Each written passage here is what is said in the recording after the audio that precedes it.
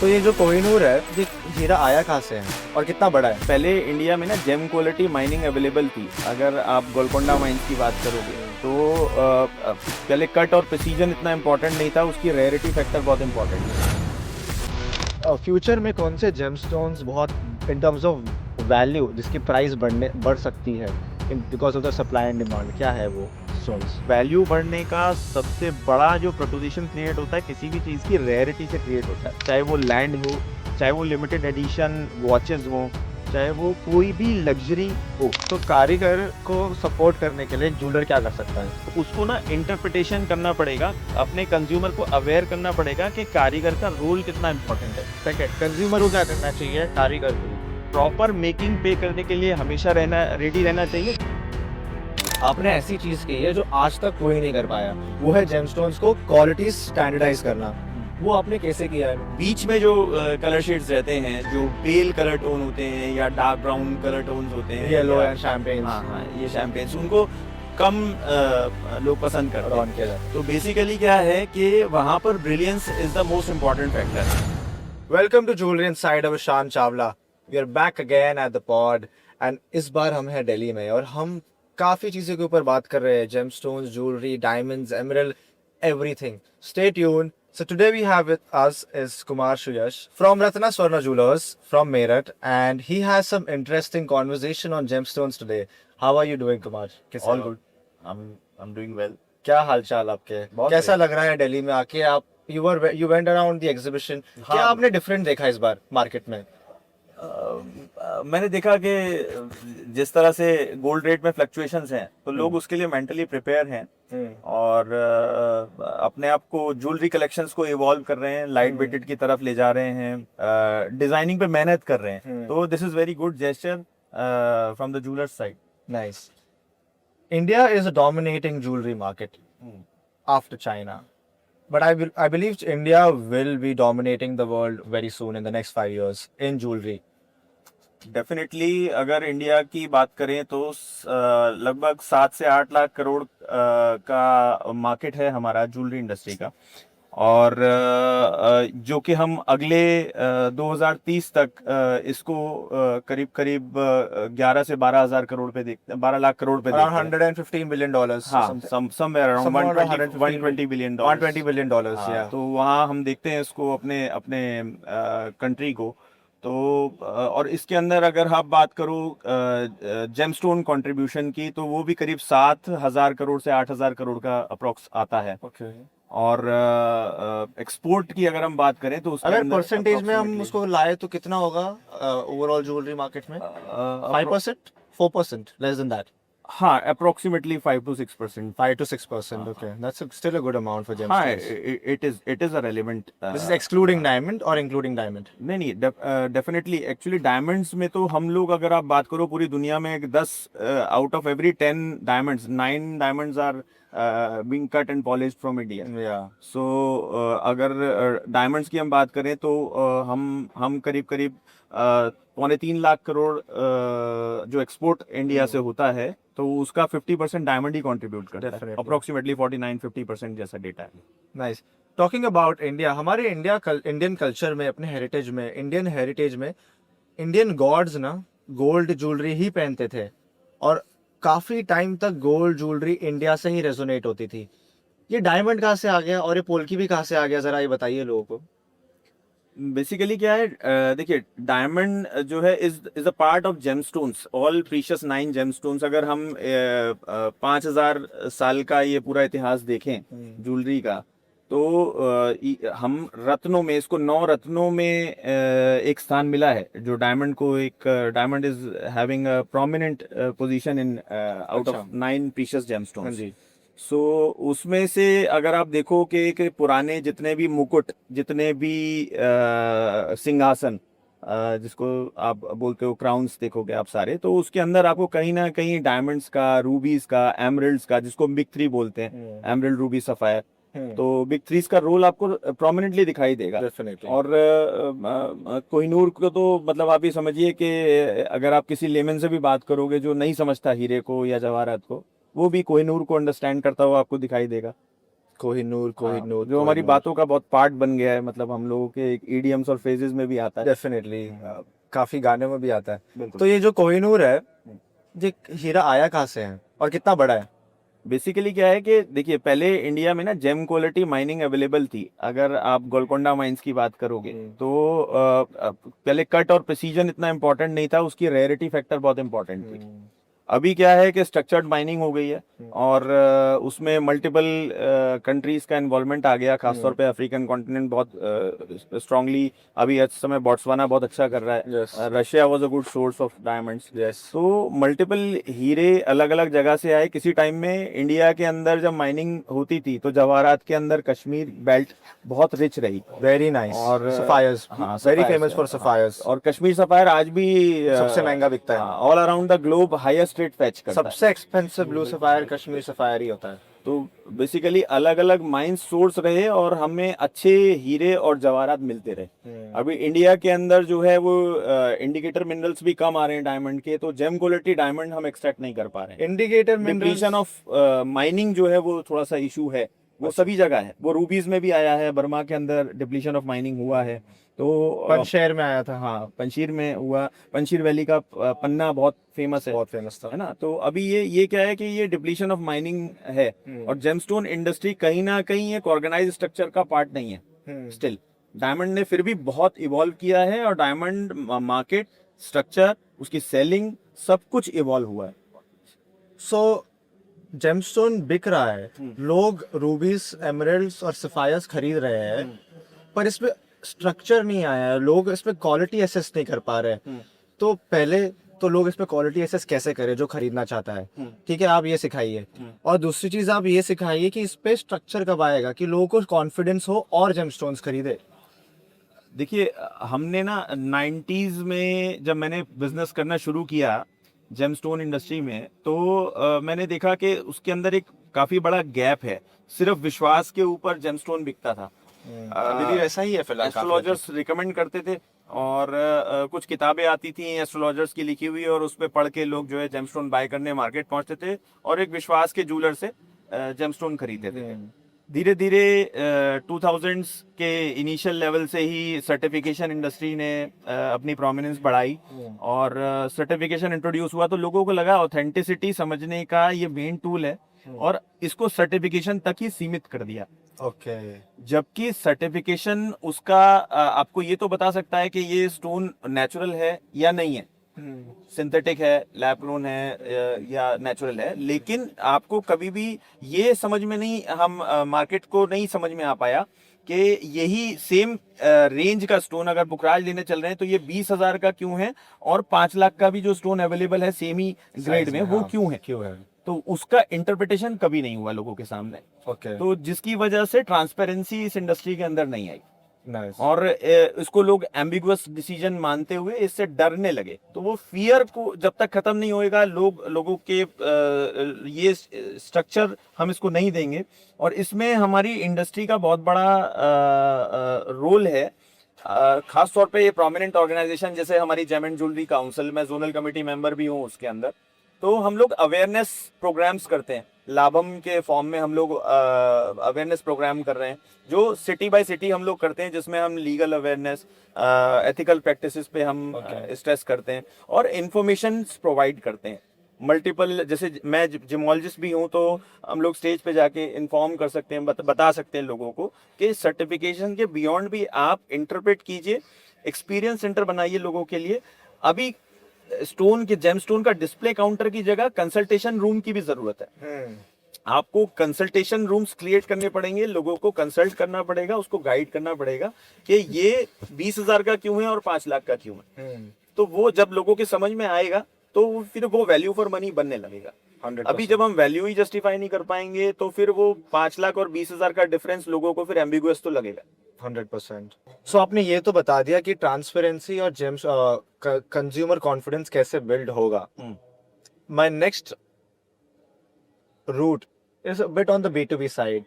क्या जो जेमस्टोन्स आते हैं वो एथिकली सोर्स होते हैं, और क्या ये जेमस्टोन्स आने का तरीका from the government is structured and is it a planned and a moral way to get source your gemstones? देखिए अभी तक जेमस्टोन को ज्वेलरी इंडस्ट्री में वो जगह नहीं मिली है जो कि मिल जानी चाहिए थी, खास तौर पे हमारा इंडियन मार्केट के कॉन्टेक्स्ट में हम अगर बात करें। इंटरनेशनली अगर आप देखोगे तो क्रिस्टीज, सोदेबीज जैसे हाउसेस जो है वो ऑक्शन के थ्रू इसको बेचते हैं और दुनिया के हाईएस्ट रेट, मतलब बहुत, मतलब डायमंड से काफी काफी आगे, बहुत ज्यादा रेट्स कलर स्टोन फैच कर लेता है। एंड वो फ्रीक्वेंटली बेचते हैं, कलर स्टोन्स को ज्यादा प्रेफर करते हैं रादर सेलिंग डायमंड्स, और वो बहुत अच्छा रिस्पॉन्स भी निकाल पा रहे हैं। क्यों? क्योंकि वैल्यू जस्टिफिकेशन दे पा रहे हैं, इंटरप्रिटेशन दे पा रहे हैं, कंज्यूमर अवेयर कंज्यूमर क्रिएट कर पा रहे हैं। तो अभी क्या है, हमारी इंडस्ट्री को चाहिए कि पहले समझें फिर समझाएं, एक क्लैरिटी प्लेटफॉर्म दें जहां पर लोग एक अवेयर बायर की तरह से बाइंग करें। तो ये जैसे जैसे इंडस्ट्री के अंदर होएगा आपको उसका रिस्पांस बढ़ता दिखाई देगा, वो ज्यादा स्ट्रक्चर्ड दिखाई देगा। फिर ब्लॉकचेन में भी हमें ध्यान देना पड़ेगा कि एथिकल प्रैक्टिसेस का इंट्रोडक्शन हो, हम नॉर्म्स को फॉलो करें और कंप्लायंस करें। जो भी जहां भी माइन से स्टोन का प्रोक्योरमेंट हो रहा है वो उतना ऑर्गेनाइज हो। और गवर्नमेंट से मैं जरूर अपील करूंगा कि इस इंपोर्ट को भी, जैसे कि हम डायमंड को इंपोर्ट करके एक्सपोर्ट कर रहे हैं, कट एंड पॉलिश डायमंड्स को हम यहाँ से एक्सपोर्ट करते हैं, रफ डायमंड्स को इंपोर्ट करते हैं, ऐसे ही स्टोन के अंदर अगर वो हमें कुछ फैसिलिटीज देंगे, इंफ्रास्ट्रक्चर देंगे, तो that will be very very helpful for the colour stone industry. Nice. That is a very good ask from the government of India. Gems and Jewelry Council, अगर आप ये देख रहे हैं, please listen to our jewelers. This is for our industry. Gemstones, it's high time that gemstones become recognized. This is one of the spots where we are trying to teach people of what a value of a gemstone is. अगर एक consumer ही gemstone को नहीं समझा पाए, हम एक gemstone consumer को ही नहीं समझा पाएंगे तो उसको हम बेचेंगे कैसे? And the thing is, when people realize a rarity of a gemstone, they will realize the value of it. And moving on, from the rarity aspect, gemstones को अगर डायमंड से कंपेयर किया जाए तो लोग यूजुअली कहते हैं डायमंड की वैल्यू ज़्यादा है। क्या ये ट्रू है? And if not, give us facts. देखिए कुछ हद तक ये बात ठीक है कि डायमंड की परसीव्ड वैल्यू ज्यादा है, बट अगर जेमस्टोन की बात करूं तो मैं खुद जीआईए से क्वालिफाइड जेमोलॉजिस्ट हूं। तो जियोलॉजिकल इंस्टीट्यूट ऑफ अमेरिका बोलता है कि out of 100% gemstones only 1 to 2% gemstones are gem quality. So a gem become gems due to its rarity. तो जो रेयरिटी फैक्टर है उसका, वो ही उसको जेम बनाता है। तो every gem is unique in character. तो जब आप उसकी प्रॉपर्टीज देखोगे तो उसकी अपनी एक ब्यूटी है, अपनी एक प्रेजेंस है, अपनी एक ऑरा है। तो आपको हर जेमस्टोन को समझना पड़ेगा। Basically gemstone is more about perspective also.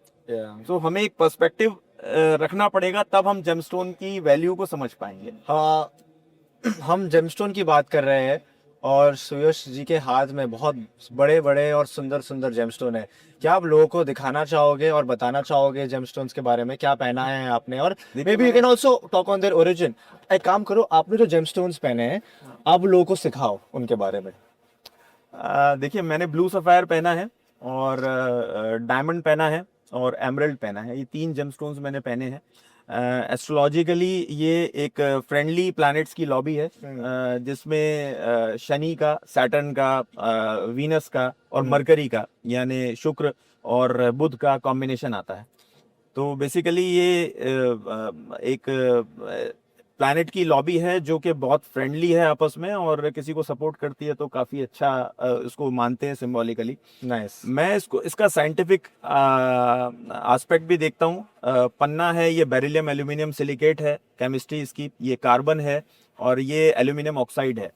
तो बीइंग अ जेमोलॉजिस्ट मैं इसका साइंटिफिक पार्ट भी देखता हूँ। तो सब कुछ एनालाइज करने के बाद अगर हम एक अलाइनमेंट क्रिएट करते हैं तो मुझे लगता है कि ये सिंबॉलिक अलाइनमेंट टूल की तरह काम करते हैं आपके। और एस्ट्रोलॉजी आपके लिए बेसिकली एक ऐसी साइंस के फॉर्म में है जिसके थ्रू आप इसको एनालाइज कर पाते हो और अपनी लाइफ से जो है उसको कंपैटिबल कर पाते हो। जैसे लोग कैडबरी जेम्स खाते हैं, similarly Suyash ji different types of gems usually लेके घूमते हैं। And also different colours. जैसे आपको एक कैडबरी जेम्स में येलो, ब्लू, ग्रीन, वाइट सब कलर मिलेंगे, वैसे इनके पास भी सारे कलर मिलेंगे, बट दूसरे जेम्स है ये. हाँ. सो मूविंग ऑन, फ्यूचर में कौन से जेमस्टोन्स बहुत इन टर्म्स ऑफ वैल्यू जिसकी प्राइस बढ़ सकती है in because of the supply and demand, क्या है वो स्टोन्स? देखिए, वैल्यू बढ़ने का सबसे बड़ा जो प्रपोजिशन क्रिएट होता है किसी भी चीज़ की रेयरिटी से क्रिएट होता है. चाहे वो लैंड हो, चाहे वो लिमिटेड एडिशन वॉचेस हो, चाहे वो कोई भी लग्जरी हो. तो नेचुरल जेमस्टोन्स के लिए मैं यही कहूंगा कि ये सब डे बाय डे रेयर ही होते जा रहे हैं. अभी जम्मू के अंदर माइनिंग नहीं है तो Kashmir sapphire fetches the highest rate on the face of earth. ऐसे ही रूबीज की माइनिंग डिप्लीट हो चुकी है तो they are fetching very very high rates. और इसी तरह से सफायर्स भी आज रेयरली अवेलेबल हैं. तो keep collecting precious high quality gemstones, natural gemstones. तो ये आपके आने वाले टाइम में जिसको लेगेसी बोलते हैं, रियल लेगेसी बोलते हैं, ये उसका पार्ट हो सकते हैं. नाइस. थोड़ा रूबी पे बात करते हैं. रूबी की क्वालिटी कलर से एनालाइज होती है, वन ऑफ द एस्पेक्ट्स. हाँ, डेफिनेटली. रूबी का टोन सैचुरेशन डिसाइड करता है कि वो रूबी की कॉल लेगा भी कि नहीं लेगा. अदरवाइज केमिकली सेम स्टोन होते हुए भी वो पिंक सफायर में ले डाउन करता है. एक पर्टिकुलर टोन सैचुरेशन के पे जाने के बाद ही वो रूबी की कॉल ले पाता है. So Okay. to be a ruby, a stone has to qualify a particular color, tone, and saturation. That is something new which I do not know about. So is it कि ruby darker the ruby the more expensive in terms of price point? हाँ, Ruby के अंदर एक term होती है pigeon blood red colour. तो जिसको हम मतलब एक कंपैरिजन करते हैं कि पीजन ब्लड रूबी है ये. तो वो बेसिकली इंटेंस रेड कलर आने के बाद ही हम उसको दे पाते हैं कॉल, और that fetches the highest rate. Guys, मैंने भी आज रूबी पहनी हुई है. मैं श्वेता जी से पूछता हूँ कि ये कैसे है. आप जरा बताइए कि मेरी रूबीज की क्वालिटी कैसी है. ये अच्छी रूबीज है कि और अच्छी हो सकती है? एक जेम ने दूसरा जेम पहना है तो your Ruby is ultra gorgeous like you. I'm glad. That's so what he meant by that, that is the best thing which I like. What he meant कि जो आप gemstone पहनते हो ना, you should have a relation with your gemstone. How you feel, how you carry, how these gemstones make you feel is important. So since he said that I am a gem and this gemstone is matching with me, that is somewhat right, because मैं ये gemstone पहनूंगा ही क्यों अगर I don't feel myself. Isn't that right? Definitely. So let's move on. हम gemstones पे फिर आएंगे. It is a very interesting topic. Let's talk on one of my favorite topics, which is कारीगर्स. कारीगर्स जो jewellery की कारीगरी है वो दिन बर दिन कम हो जा रही है. Art of jewelry from the handcraftsmanship of jewelry is dying. Why is that happening? और ये कितना important होगा फ्यूचर के लिए? देखिए, बीइंग अ जूलर, मैं एक फर्स्ट जनरेशन जूलर हूँ. मैंने 97 से स्ट्रगल करना शुरू किया था इंडस्ट्री को समझने के लिए, और 99 में थोड़ी जगह बना पाया. और जब से लेके आज तक मैं अगर कुछ लोगों की दिल से रेस्पेक्ट करता हूँ और उनके लिए कुछ करने का मन में भावना रखता हूँ तो कारीगर उनमें से एक है. कारीगर जितने भी हमारे इंडस्ट्री के अंदर काम कर रहे हैं वो धीरे धीरे क्यों डिस्करेज हो रहे हैं, उसमें कुछ ना ऑर्गेनाइजेशन उनका इस तरह का है कि उनको गाइडेंस और ट्रेनिंग नहीं मिल पा रही है जो कि टाइम के साथ साथ उन्हें इवॉल्व करती और उनको एक बढ़िया फॉर्मेट में लाती. अभी उनका माइंडसेट सिर्फ इतना ही है कि मैं इतनी देर काम करूं और इतना पैसा ऐसे निकालूं और बाकी पैसा मैं थोड़ा सा मैनिपुलेट करके निकालूं. वो क्लैरिटी उनको देनी पड़ेगी. और हम लोगों को थोड़ा सा being a jeweller, being a consumer, क्योंकि एंड यूजर भी उसमें एक बहुत इंपॉर्टेंट रोल प्ले करता है. ये थोड़ा सा बड़ा होएगा इसका आंसर. आपको चलेगा? No problem, continue. देखिए, क्योंकि बेसिकली क्या है, एंड यूजर जो है वो टारगेट करता है कि मुझे सबसे कम बनाई में ज्वेलरी मिल जाए, जिसको मेकिंग बोलते हैं हम लोग. कुछ लोग लेबर टर्म यूज करते हैं. तो बेसिकली ज्वेलरी को बनाने में आर्टिजन उतनी ही मेहनत करता है जितना आप लोग अपने किसी भी प्रोफेशन में कर रहे होते हो. लाइक शान इज इन पॉडकास्ट, लाइक अगर कोई होम मेकर अपने होम को मेकआउट करने में जितनी मेहनत करते हैं, या कोई पर्सन जॉब करने में या अपने डॉक्टर प्रोफेशन को प्रैक्टिस करने में जितनी मेहनत करते हैं, उतनी मेहनत वो कारीगर भी कर रहे होते हैं। तो they deserve their compensation, proper compensation, जो कि हमारी इंडस्ट्री में उनको नहीं मिल पा रहा है। सेकेंडली क्या हो रहा है कि ये एक कमोडिटी टाइप डीलिंग होने के कारण से, आर्ट rather than हाँ, ये एक aesthetic. आर्ट की तरह परसीव ही नहीं हो पा रहा है। तो ये पर्सपेक्टिव चेंज करने की जरूरत है। फ्यूचर में जो मैं देखता हूँ, ज्वेलरी इंडस्ट्री दो पार्ट्स में डिवाइड होगी, एक मास प्रोड्यूस ज्वेलरी और एक लग्जरी और आर्ट, हैंडक्राफ्टेड और लग्जरी और आर्ट लवर्स के बीच में जो प्रोडक्ट जाएगा। नाइस। तो वो बेसिकली क्या होगा वहां पे, हम ये देखते हैं कि जो कारीगर अपने आप को टाइमली इवॉल्व करेंगे, खुद को ट्रेन करेंगे, वो काफी अच्छा जा पाएंगे। उनको चाहिए कि हम जैसे जेम एंड ज्वेलरी काउंसिल में हैं, आप हम जैसे लोगों को कनेक्ट कीजिए, अपने लोगों को अवेयरनेस के लिए हमें इनवाइट कीजिए या सेमिनार्स के अंदर आइए, समझिए कि आप खुद को इवॉल्व कैसे कर सकते हैं, स्ट्रक्चर कैसे कर सकते हैं। और मैं देखिए ऑर्गेनाइजेशन के बिहाफ पे मैं अपना प्रॉमिस कर सकता हूं कि आप मुझे कांटेक्ट कर सकते हो। अगर आप समझना चाहते हो कि आप खुद को रीस्ट्रक्चर कैसे करो, इवॉल्व कैसे करो, तो आई कैन हेल्प डेफिनेटली। तो बेसिकली क्या है कि कारीगरों को टाइमली अपने आप को इवॉल्व करना पड़ेगा, खुद को ट्रेन करना पड़ेगा और मेंटली ये प्रिपेयर होना पड़ेगा कि हमें ट्रांसपेरेंसी भी क्रिएट करनी है। जितना आप ट्रांसपेरेंसी क्रिएट करोगे तो वो क्या करेगा, मैनिपुलेशन को कट डाउन करेगा, इंडस्ट्री में ट्रस्ट बढ़ाएगा, प्लस आगे जूलर भी इस बात के लिए बाउंड होएगा कि वो मेकिंग का, वर्कमैनशिप का चार्ज कर सके। और कंज्यूमर से मेरी एक अपील है कि जैसे आप बाकी सब चीजों में प्रॉपर पे करके आते हो, आप कपड़ा खरीदते हो तो आप उसका टोटल प्राइस चेक करते हो, जबकि ज्वेलरी को आप कमोडिटी की तरह बाइंग करते हो, इन्वेस्टमेंट की तरह देखते हो। तो अभी आने वाले टाइम में jewellery will be a personalised thing, और डेफिनेटली ये प्लेजर की तरह से आपको इसको समझना पड़ेगा कि what is the difference between investment and pleasure. तो it will be a personal adornment for you, it will be a part of pleasure, और आपको उसके लिए एक प्रॉपर कंपनसेशन कारीगर को भी देना चाहिए। Nice. So let's summarise this for our people, ठीक है? तो कारीगर को सपोर्ट करने के लिए एक जूलर क्या कर सकता है? Short and crisp. देखिए डेफिनेटली उसको ना इंटरप्रिटेशन करना पड़ेगा, अपने कंज्यूमर को अवेयर करना पड़ेगा कि कारीगर का रोल कितना इंपॉर्टेंट है। ठीक है। उसके पास भी फैमिली है, उसके पास भी अपने ड्रीम्स, एम्स, ऑब्जेक्टिव्स हैं, और उसको एक पर्टिकुलर कंपनसेशन अपनी वर्कमैनशिप के बदले में चाहिए। सेकंड, कंज्यूमर को क्या करना चाहिए कारीगर के लिए? प्रॉपर मेकिंग पे करने के लिए हमेशा रेडी रहना चाहिए। डेफिनेटली आपकी चॉइस की ही ज्वेलरी खरीदिए, अपने ज्वेलर को बोलिए कि मुझे पर्सनलाइज चीजें चाहिए, मुझे ऑथेंटिसिटी चाहिए, मुझे ट्रांसपेरेंसी चाहिए, बट बी रेडी टू पे द मेकिंग चार्जेस। कारीगर को कारीगरों के लिए क्या करना चाहिए?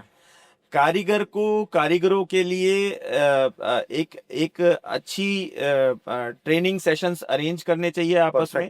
अपने जो जूनियर्स हैं उनको अपलिफ्ट कीजिए, उनको टेक्नोलॉजी वाइज अपडेट करने के लिए बोलिए, अपने काम की एक्यूरेसी बढ़ाने के लिए बोलिए, काम को स्केल करने के लिए बोलिए। जितना एक्यूरेसी के साथ स्केल अप करेंगे, आप चाइना उसका एक बहुत अच्छा एग्जांपल है, और ऑल्दो बहुत सारे लोग इसको अच्छे से नहीं लेंगे कि आप चाइना की तारीफ कर रहे हैं। मैं चाइना की तारीफ नहीं कर रहा हूँ, उनके पर्टिकुलर जो उन्होंने अडॉप्शन किया है, टेक्नोलॉजी इवॉल्वमेंट किया है, वो चीजें हमें अडॉप्ट करनी है। और हमारे इंडिया में उनसे ज्यादा क्षमता है, हमारे पास उनसे बड़ा टैलेंट अवेलेबल है, और कारीगरी में हम लोग उनसे बहुत बहुत बहुत आगे हैं। आज भी इंडिया वर्ल्ड का biggest cutting and polishing centre है डायमंड के अंदर। तो इंडिया सिर्फ क्रिकेट में नहीं, ज्वेलरी में भी काफी आगे है। डेफिनेटली इंडियन इकोनॉमी में अगर आप ज्वेलरी का कंट्रीब्यूशन देखेंगे तो that is around 7%, and it is a huge amount. 50 lakh से ज्यादा लोग, मतलब अगर मैं बोलूं तो 0.5% से 1% of the Indian population is connected with the jewellery industry directly और इनडायरेक्टली। या they are like being paid by the jewellery industry. उनका घर चलता है, वो उनका दिन चलता है।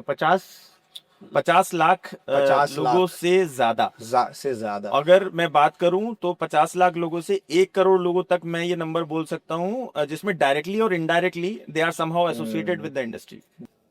एक देखो, हमें पता है गोल्ड तो बेच सकते हैं, मैंने गोल्ड खरीदा आज, जो गोल्ड का भाव हुआ कल बेच दिया।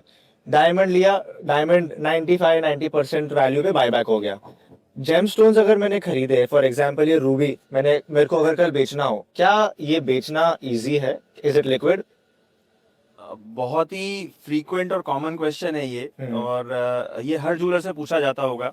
मैं ट्राई करता हूँ इसको आंसर करने के लिए। होपफुली देखिए, गोल्ड की अगर आप बात करें तो gold is something that is recyclable product. Hmm. Gold, silver, any sort of metal आप उसको हम्म। रिसाइकिल करके रीशेप कर सकते हो। हम्म। तो बहुत इजी है उसको बेचना। हम्म। हम उसको बहुत क्विकली इवॉल्व कर सकते हैं। डायमंड की आप बात करो तो diamond is the hardest substance on the face of earth. Hmm. तो कंपैरेटिवली उसको ज्वेलरी से निकाल करके और रीयूज करना इज इजी, ओके। और उसी कारण से वो एक रीसेल वैल्यू फैच भी करता है।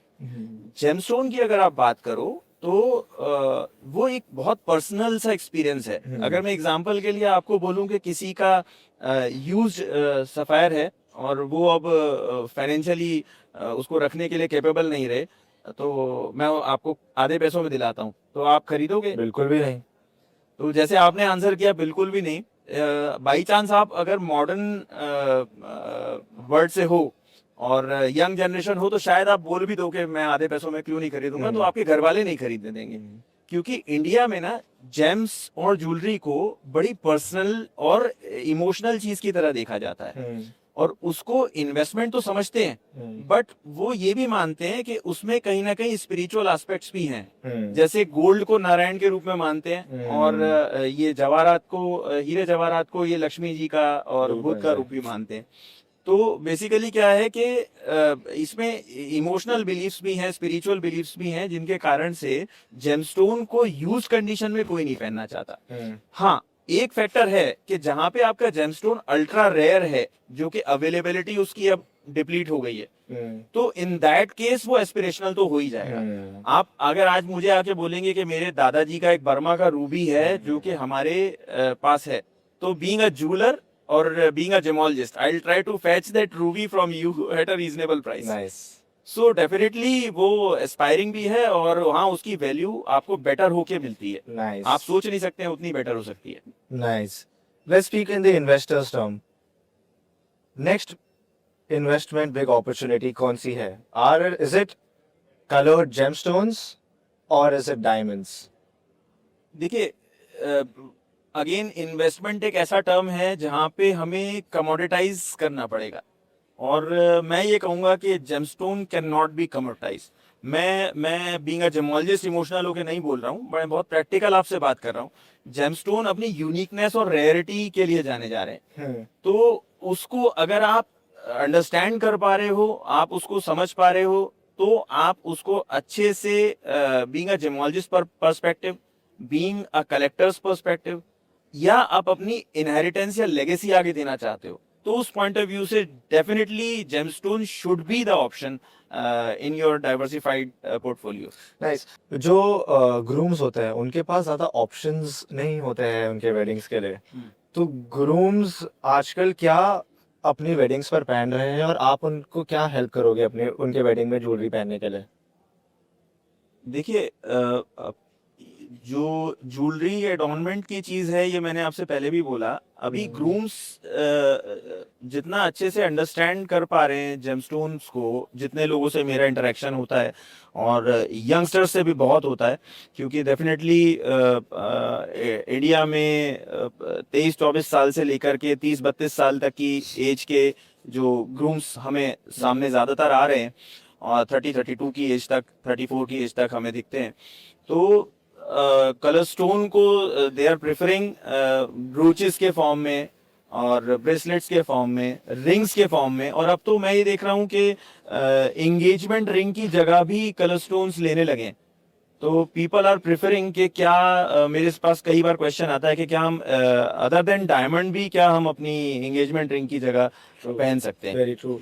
तो ये भी ऑप्शन की तरह आ रहा है, बट इसमें काफी सारी मतलब एस्ट्रोलॉजिकल, स्पिरिचुअल, बहुत सारी काफी चीजें। सेलिब्रिटीज डायमंड एंड जेमस्टोन को मिक्स करके एक one diamond one like toy मोय रिंग हाँ, जो होती है, वैसे रिंग्स एंगेजमेंट के लिए दे रहे हैं। हाँ। Even blue sapphire globally India के बाहर एज अ एंगेजमेंट रिंग देखा जा रहा है यूएस में.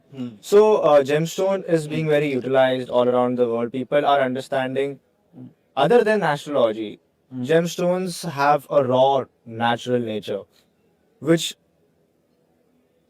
seeks to be so human in nature because it comes like a human form because human is natural.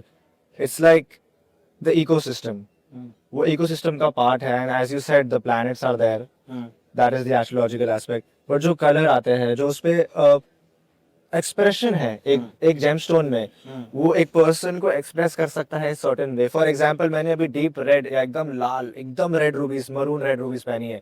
May be light red रूबीज मुझे ना पसंद हो वो उससे मैं अपने आप को एक्सप्रेस ना कर पाऊँ बट मैं पिंक्स से अपने आप को एक्सप्रेस कर पाऊँ. So it's always expressing your self with colours with who you are, with your confidence, and also astrology is a top on the cherry. And मेरे को एक चीज पूछना था जेमस्टोन पे. जेमस्टोन्स पे एक क्वालिटी स्टैंडर्ड ग्लोबली होना जरूरी है कि इट इज नॉट पॉसिबल? देखिए एक्चुअली क्वालिटी स्टैंडर्ड के फॉर्म में तो नहीं कहूँगा क्योंकि एवरी जेमस्टोन इज यूनिक तो हम उसको स्टैंडर्डाइज तो नहीं कर सकते डायमंड्स की तरह. लेकिन हम definitely there should be a grading system जो कि हम अपने रत्ना स्वर्णा ज्वेलर्स में कर भी रहे हैं. एक प्रॉपर ग्रेडिंग सिस्टम इंट्रोड्यूस कर रहे हैं और जल्दी आप उसको देखोगे.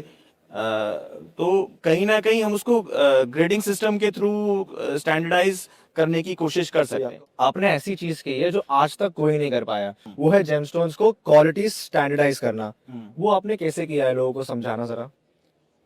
देखिए बीइंग अ क्वालिफाइड जेमोलॉजिस्ट तो मैं तो अपने इंस्टीट्यूशन को इसका क्रेडिट देना चाहूंगा जिन्होंने मुझे सिखाया कि जेमस्टोन को पढ़ा कैसे जाता है. जेमोलॉजिकल इंस्टीट्यूट ऑफ अमेरिका से पढ़ा हूं मैं और मैं यही कहूँगा कि अपना passion plus education structured information जो कि नॉलेज में कन्वर्ट हो गई जिसको हमने अपने क्रेडिट सिस्टम में इम्प्लीमेंट किया. तो बाकी सबसे भी मैं यही कहूँगा कि इंफॉर्मेशन लेना बहुत अच्छी बात है बट स्ट्रक्चर्ड इंफॉर्मेशन लेना बहुत ही ज़्यादा अच्छी बात है. तो आप लोग स्ट्रक्चर्ड इंफॉर्मेशन पे फोकस कीजिए rather having information from reels. नहीं आप बताइए आपने कैसे किया है, ये आप बता के जाइए. आज हम छोड़ेंगे नहीं शिव जी को. बताइए आपने कैसे किया. चलिए देखिए हमने बेसिकली स्टोन को जैसे आप डायमंड को कट कलर क्लैरिटी कैरेट में 4Cs में डिवाइड होते हुए देखते हो तो हम उसको कट पैरामीटर्स से डिसाइड करते हैं क्योंकि उसमें ब्रिलियंस आता है और ब्रिलियंस क्योंकि डायमंड में कलरलेस डायमंड को ज्यादा प्रेफर किया जाता है या फिर फैंसी कलर डायमंड्स जो है वो एस्पिरेशन का पार्ट बनते हैं.